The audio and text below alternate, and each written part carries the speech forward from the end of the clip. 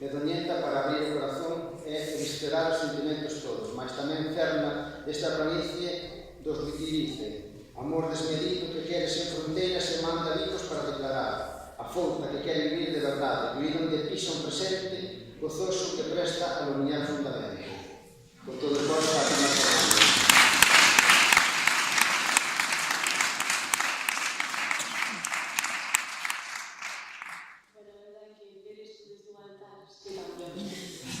Pero bueno, boas tardes, noites a todos e a todas. Eu son Fátima, pois alguén non me coñece. Eu son unha das compañeras do grupo literario Nova Cuestión Empírica. E é para mí unha honra poder presentar, decir unhas verbas neste acto, porque son sincera, como tanto me gusta, non se estaría a lectura de tanto se merece, porque hoxe non traigo poesía, senón verbas a dar de verdade. Pero como estes premios fan referencia a Díaz Castro, facen referencia ao seu poema Esmeralda, que dicía que a erva máis pequerrechiña é importante para o mundo. E eu, con esa boa intención de boa persoa pequerrechiña, direi o máis hermoso que poida. Este poema que mencionei é curtiño, mas non di menos por menos verbas que conteñen, como tamén é exemplos de que poemas que foron presentados e os que foron gañadores. Nas nacións, o máis ínfimo e pequeno pode facernos temblar o corpo todo, poñernos a pel de galiña, emocionarnos, facernos sorrir e non perder a ilusión.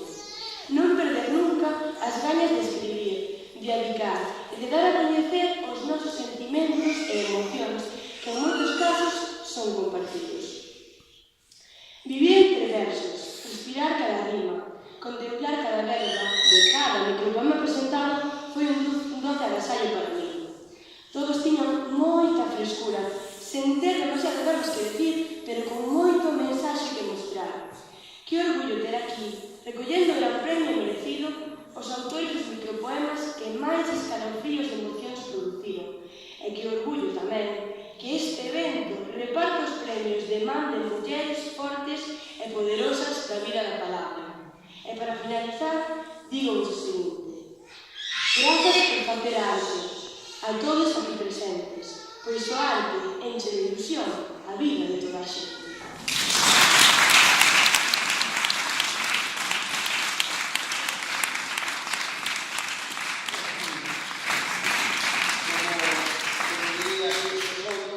Falou Fátima Fernández e falou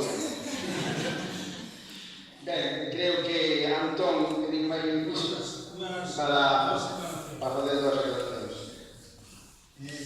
Simplemente, dúas cousas. Unha, que agora que queira sumarse a un pinchiño que vamos facer no correo de Quiriz, pode sumarse. Moita xente xa se anotou, pero quen queira al de última hora porque non estaba avisado, pode ir tamén.